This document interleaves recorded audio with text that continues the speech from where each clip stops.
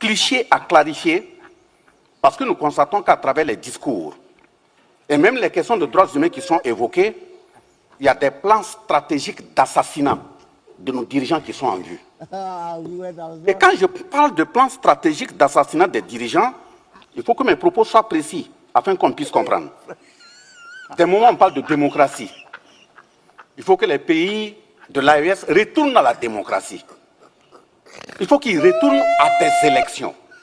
Nous parlons de quelle démocratie?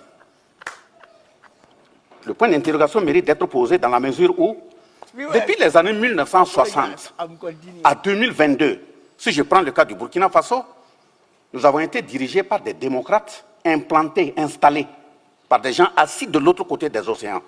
Quel est l'impact sur le terrain? Je prends quelques exemples. De 2022, ça veut dire de 1960 à 2022, ça fait 62 ans. Comparativement à 2022 jusqu'à 2026, ça fait 4 ans. En 4 ans, voilà ce qui a été fait. Quand l'appel a été lancé au peuple burkinabé de faire face à la situation actuelle, de 2022 à l'heure où je vous parle, le peuple a mis la main à sa poche et il a cotisé 541,2 milliards.